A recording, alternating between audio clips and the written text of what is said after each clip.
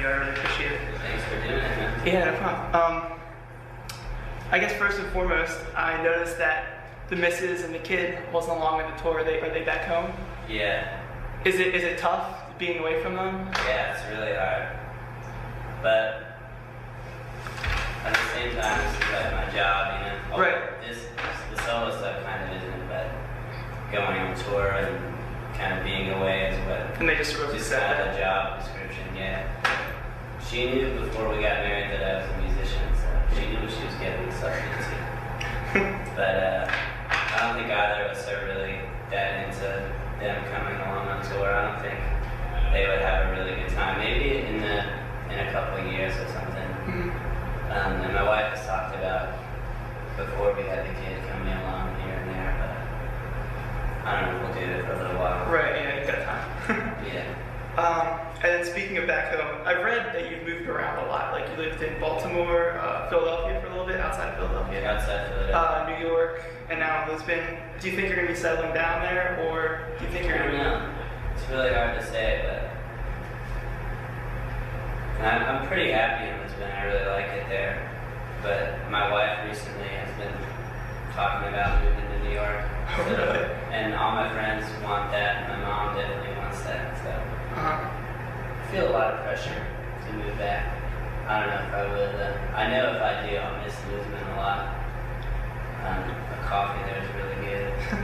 I heard you talking about it, like I've read interviews where you said the vibe to everything is a lot more slowed down and sort of relaxed, which is a big change from New York, I guess. Yeah, it's like the opposite, excuse me, in a way. Which is sort of, I really like it. I mean, it's kind of like vacation time when I'm there, because all the other time I'm on the road or recording with the guys or something.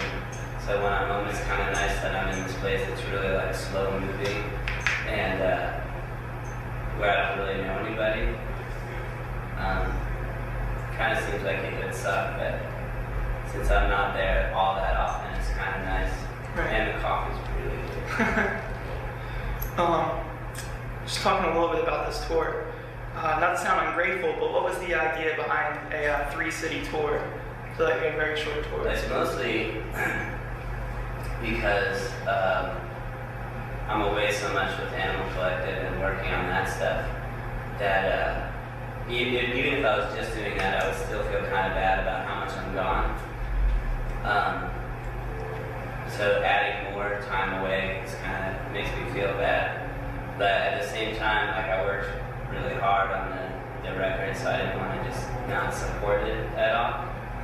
So I did like 1 or 2 shows, and I did one in London and one in Manchester, and 1 or 2 shows in Portugal, and now I'll do these on the East Coast, and that'll probably be it. Yeah. I feel bad about not going all over the place, but right.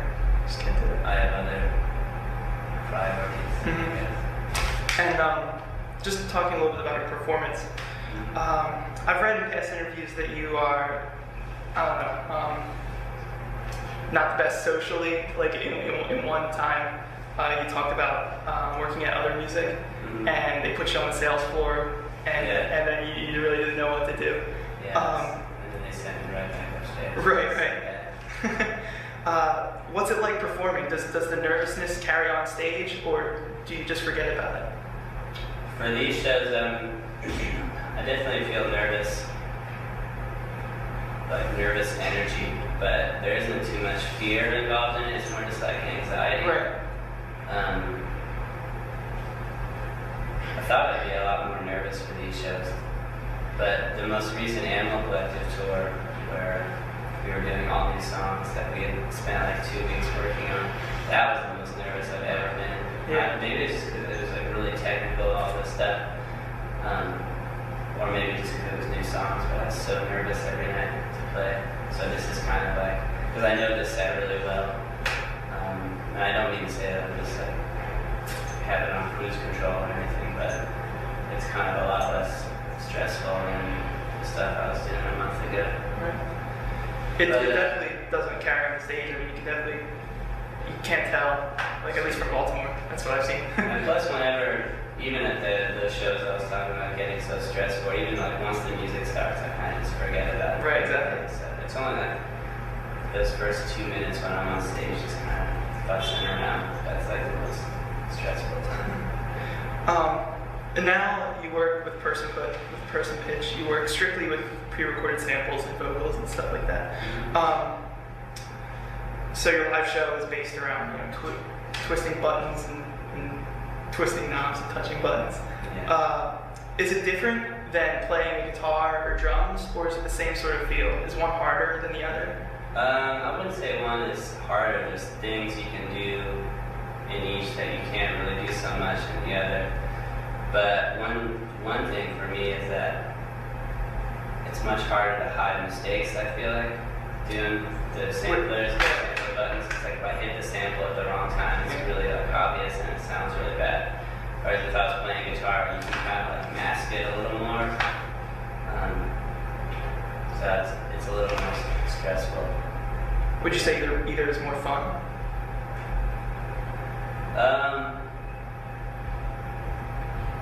Nah, I like them both, but different reasons. That's cool. I want to talk a little bit about one of my favorite Panda songs, Comfy and Nautica. Were you ever worried about, the subject matter is so sort of sincere and I wouldn't say touchy, but were you ever worried you might turn off some fans with the I don't know, one time you called it the sweetness and maybe it was too sweet. Were you ever nervous that like maybe people would think this is like a load of crap? No. I guess I sort of expected it, but I wasn't nervous about it. Right.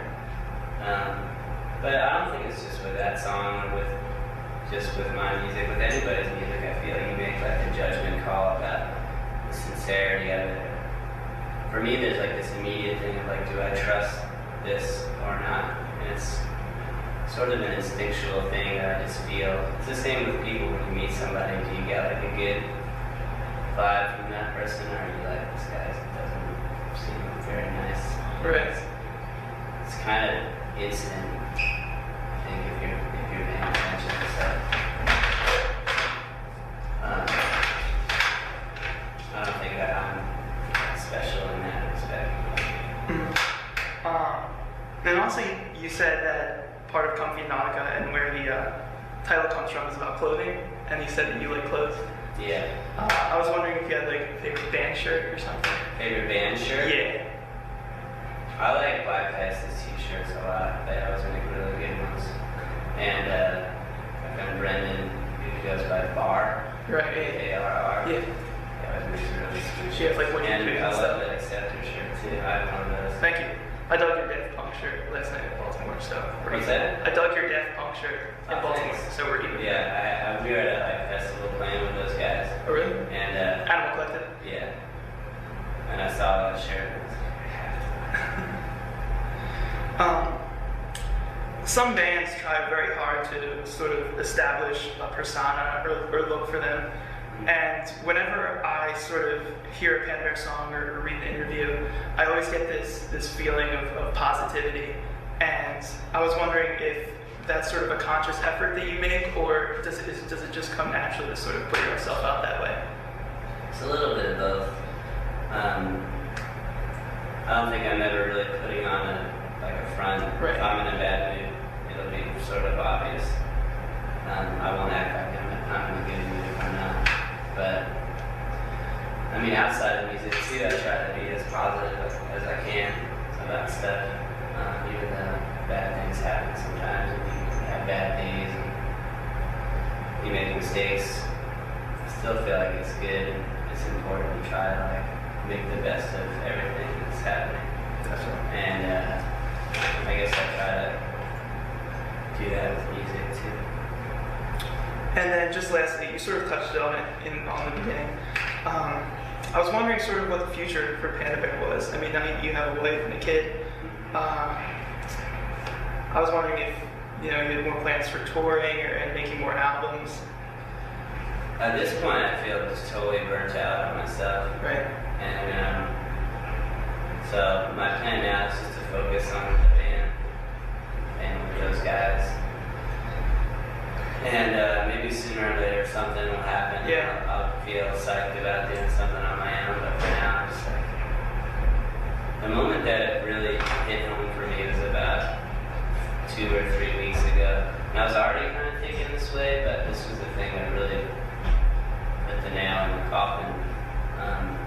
we just finished the tour. We played a show in New York, and woke up the next morning and got on a plane, and I flew all night long back to Portugal and got off the plane and went to a sound check to do like a solo show. And I was like, what am I doing? Why did I do this? Why did I make this decision to do this show like this? I think I kind of cracked, and I was like, I can't. That's when I stopped doing this for a while. That's when I concentrated on one. Right. Yeah. I'm sure it must be hard. And I mean, That's all I got. yeah, you have a family too, so. Yeah. Exactly. I don't think people expect much. I mean, not to say like it's bad, but people are definitely happy with your career as Panda, I guess. I hope so. Yeah, I don't think they would pressure you to continue. But yeah, that's all I got. So Sweet, man. yeah, thanks so much. Thanks so much for doing this. Hey, it's no sweat.